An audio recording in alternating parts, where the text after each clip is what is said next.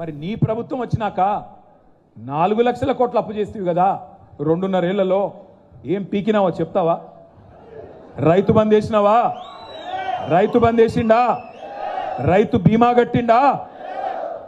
కట్టలేదు. ఏం పాలేరులకి స్పెషల్గా ఇస్తున్నారా? తులం బంగారం అన్నాడు, ఇచ్చిండా? తులం బంగారం వచ్చిందా? 4,000 పెన్షన్ వచ్చిందా? నిరుద్యోగులకు 4,000 ఇస్తానని ఇచ్చిండా? ఆడకూతుర్లకు 2,500 ఇస్తానని ఇచ్చిండా? స్కూటీలు అన్నాడు, ఇచ్చిండా? స్కూటీలు లేవు. రెవెన్యూ మంత్రి గారు లూటీ మాత్రం జోరుగా ఉంది. పొంగులేటి లూటీ మాత్రం, ఆయన పేరు పొంగులేటి కాదు, పొంగు లూటీ. మొత్తం లూటీయే తప్ప చేసింది ఏందని నేను అడుగుతా ఉన్నా.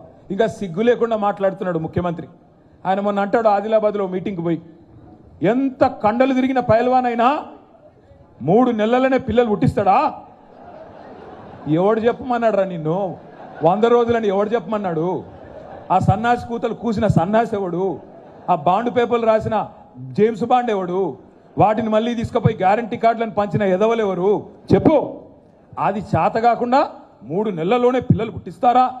సరే ఓకే రేవంత్ రెడ్డి, 3 నెలల్లో పిల్లలు పుట్టరు, నాకు తెలుసు నీకు తెలుసు. మరి 30 నెలల్లో పుట్టపోతే ఏమనాలరా? నాకు తెలవక అడుగుతా. 30 నెలలు అయిపోయిందిగా, మరి ఇప్పుడు ఏమనాలి నిన్ను?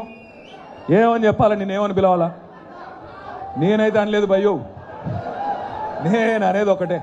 ఇక వీళ్ళు కూడా మనకు చెప్పేటోళ్ళు అయిపోయినారు. ఇవాళ అప్పుడప్పుడు కాలం బాగాలేకపోతే వానపాములు కూడా 3 ఫీట్లు ఉన్నోడు కూడా 30 ఫీట్ల పోదులు కొడుతున్నాడు. వానపాములు కూడా నాగుపాములై పోదులు కొడుతున్నాయి.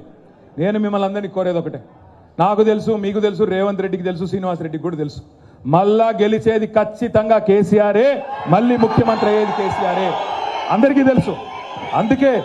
అందుకే నేను మిమ్మల్ని కోరేది జాగ్రత్తగా ఉండాలా. మనం కూడా జాగ్రత్తగా ఉండాలా. ఇంకా ఇంటర్వెల్ దాకా సినిమా అయిపోయింది. లాస్ట్ 1 ఇయర్ ఎట్లాగూ ఎలక్షనే మిగిలింది 18 నెలలు. ఈ 18 నెలలు ఉపేందర్ రెడ్డి గారు చెప్పినట్టు చక్కగా కార్యకర్తల్ని మంచిగా కడుపులో పెట్టుకొని చూసుకొని, మీ డైనింగ్ టేబుల్ కాడికి, బెడ్రూమ్ కాడికి కార్యకర్త వచ్చినా చక్కగా చూసుకొని అన్ని సవ్యంగా కనుక పార్టీ నిర్మాణం చేసుకుంటే మనకు తిరుగులేదు.